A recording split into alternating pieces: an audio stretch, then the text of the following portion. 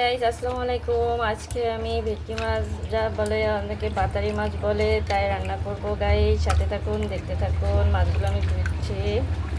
Guys এখানে আমি এই যে বাটা সব মশলা দিব।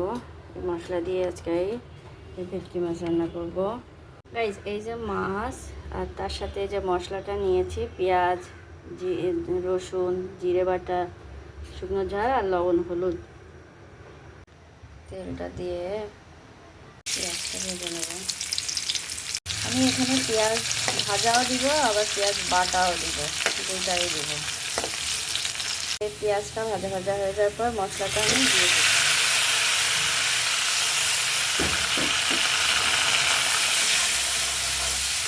এটা বাগার দেওয়া বলে। মশলাটা আমি কষায় নেব। ভিতরে আমি একটু পানি দিয়ে নিচ্ছি যাতে তলায় পুড়ে না যায়। ভালো করে ভুনাও হয়। খুব সুন্দর একটা স্মেল আসছে, ঘ্রাণ আসছে। এখন আমি এই মাছগুলা দিয়ে দেবো। এই পাতারি মাছ বলে, ভেটকি মাছ বলে, আমি দিয়ে দেবো।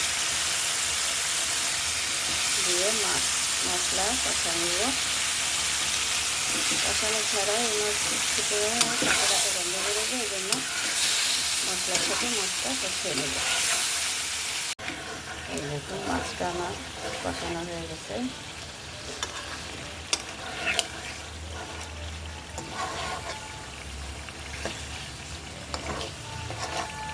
আমি অল্প একটু পানি দিয়ে আর একটু কষায় নেব।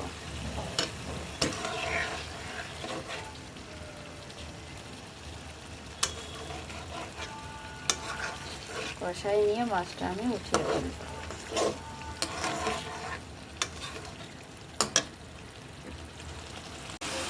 এখন আমি মাছগুলো উঠিয়ে নেব।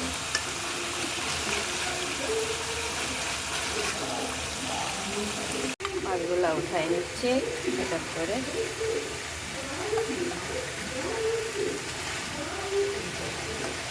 গাইস আপনারা কমেন্ট করে জানাবেন কেমন হয়।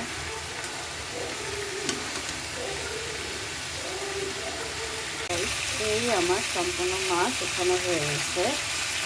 মশলার ভিতরে আলুগুলো দিয়ে দেবো।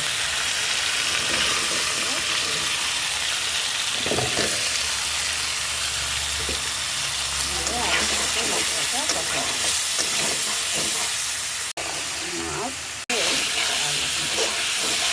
হালকা একটু পানি দিয়ে নিলাম। আলুটাও আবার কষাবো। মাছ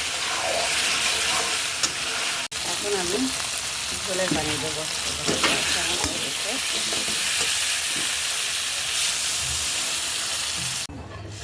ঝোলের পানি দিয়ে আমি এখন ঢেকে দেবো। চাটনি দিয়ে ঢেকে দিলাম। এই উতলানো ভাব। এখন আমি এর ভিতরে এই মাছগুলো দিয়ে দেবো। মাছগুলো আমি এক এক করে দিয়ে দিচ্ছি। দিয়ে আমি এটা নাড়াচাড়া দিয়ে নেব। নাড়াচাড়া দিয়ে আমি ঢেকে দিব। এই দেখুন তরকারিটা ঝোল কমবে, ঝোল টানাবো আরও। গাইস এই দেখুন তরকারি আজকে পাতারি মাছ, ভেটকি মাছ, আলু দিয়ে রান্না। মজাদার স্বাদের তরকারি একটা রান্না করে ফেললাম। গাইস এই রান্না হয়ে গেল পাতারি মাছ ভেটকি। গাইস এই আমার রান্না হয়ে গেল পাতারি মাছ দিয়ে আলু দিয়ে তরকারি।